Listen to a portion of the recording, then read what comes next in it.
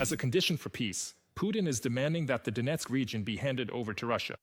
According to the Washington Post, this is the exact ultimatum the dictator voiced in a phone conversation with Donald Trump. But really, there's nothing new here. Similar demands were made in August 2025, and before that in June 2024. And every time, the Kremlin threatened to seize all of Ukraine. But since then, the Russian army hasn't managed to show any real progress or tangible successes. So why does the dictator keep repeating the same ultimatums? And does he really want to sign a peace agreement, as the US president hopes? Let's break it down now. So, on October 16th, Putin demanded the entire Donetsk region for himself as a condition for peace. But this time, according to the Washington Post citing high-ranking officials, he stated that he was ready to give up the temporarily occupied territories of the Zaporizhia and Kherson regions in exchange. This is a somewhat less sweeping demand than what he voiced at the summit in Anchorage. And some officials in the US president's administration saw this as progress, the Washington Post notes. But it's important to understand that for Putin, the Donetsk region is not just a piece of land. He is willing to go to great lengths to bring it under his control. Putin has unsuccessfully tried to seize this territory for 11 years, facing resistance from Ukrainian forces who have deeply entrenched themselves in the area.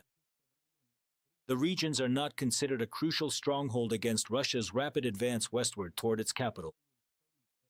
Putin's focus on Donetsk shows that he is not backing down from his previous demands, which have led the conflict to a deadlock, despite Trump's optimism about reaching an agreement as reported by the Washington Post. As a result of their phone conversation, Donald Trump and Putin agreed to meet in Budapest for negotiations. But is the Russian dictator actually interested in making a deal, or is he just trying to buy time? This is the question posed by columnist Mark Galeotti in an article for the Sunday Times. After all, it's clear that if he continues to demand that Kyiv surrender the Donetsk region, it will become a stumbling block. The White House understands this as well. Moreover, Donald Trump said directly at a press conference that Putin might be dragging out the process. A logical question arises. Why? After all, there are no changes on the front lines. If the current pace of the Russian offensive continues, the aggressor country could only expect to occupy the Luhansk, Donetsk, Kherson, and Zaporizhia regions of Ukraine no earlier than 2030. And to capture all of Ukraine, it would need at least another 103 years, according to calculations by The Economist. It's obvious that Russia is deeply bogged down in the war against Ukraine. I think there is a fundamental mismatch of expectations. I would say this applies to Russia's war against Ukraine, where Russians tend to believe their actions on the battlefield are more successful than they actually are. And I think that's made it harder to reach an agreement under these circumstances. Donetsk region has resisted the Kremlin dictator for more than 11 years now. The Russian command keeps throwing more and more soldiers into the meat grinder.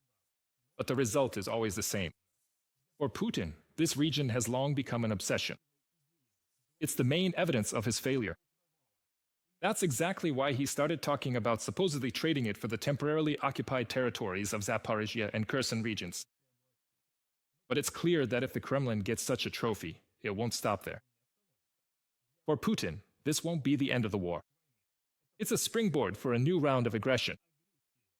Ukrainian President Volodymyr Zelenskyy has repeatedly emphasized that there will be no gifts for the Russian occupiers. Almost every day now, I'm communicating with leaders to ensure we have a united position across Europe regarding pressure on Russia, the right kind of pressure. We won't give the aggressor anything, and we won't forget anything. We can clearly see that this Russia is a long-term threat. So, here in Europe, we need long-term cooperation and real results, both in the short term and over the long haul, so that people can live their lives. Proof that Putin has no intention of seeking peace is his new order, which paves the way for the mass resettlement of Russians to the temporarily occupied Ukrainian territories. This is about the Kremlin's new migration strategy. The Center for National Resistance notes that this is nothing more than a deliberate program to replace the local population and enforce Russification. The Kremlin promises settlers from the Federation benefits and simplified paperwork. They also offer help with housing and employment. In reality, this is an attempt to populate Ukrainian lands with residents from Russia's impoverished hinterlands. For those people, moving seems like their only chance at a better life. In the territories of Ukraine temporarily occupied by the Russian army, Moscow is trying to revive the old imperial model of settling Siberia, when settlers were used to secure the central government's power over conquered lands. The Kremlin is launching a program to colonize the temporarily occupied territories. According to the new migration concept, conditions are to be created for the return of residents of Donbas, Zaporizhia, and Kherson regions. But the plan is not to bring back Ukrainians, but rather loyal subjects from the depths of Russia, from Yakutia to Buryatia. In fact, this is the legalization of population replacement, the displacement of locals and the settlement of new Russians, Russification, demographic engineering, and old colonial methods in a new guise. From a publication by the Center for National Resistance on Telegram. Analysts are increasingly coming to the conclusion that Putin is not seeking peace. According to the Financial Times, the dictator's goal is to go down in history. But in his view, a country's greatness is measured not by the standard of living of its citizens, not by technological or social development, but by the square kilometers of occupied territory and the millions killed. Frankly, that's logic straight out of the feudal era. But Putin has convinced himself, and is desperately trying to convince everyone else, that Russia supposedly has the advantage on the front lines and is not going to pay attention to the collapse of the Russian economy or the country slowly burning out from within, writes the Financial Times.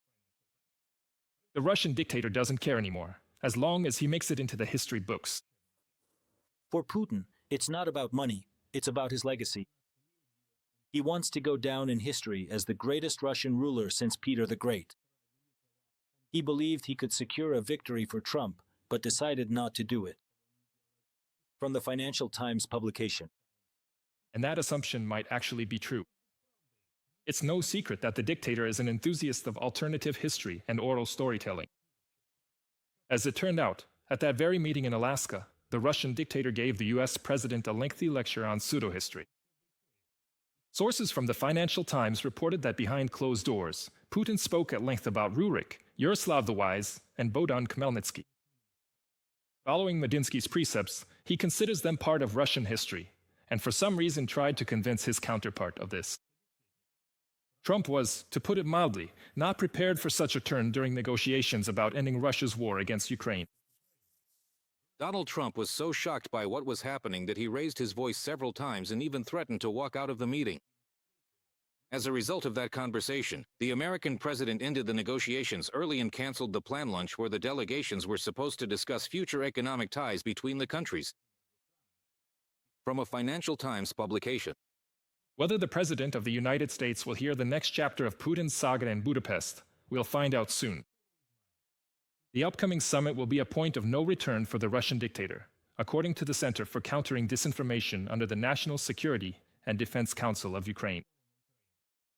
Either Putin will finally acknowledge reality, marking the beginning of the end for his illusion of a new empire, or it will be the beginning of the end for Putin's Russia. The Federation's economy is slowly but very steadily sinking. Sanctions are getting tougher, and no new allies are joining. Is Putin ready to persist to the end and lose everything? That question remains open.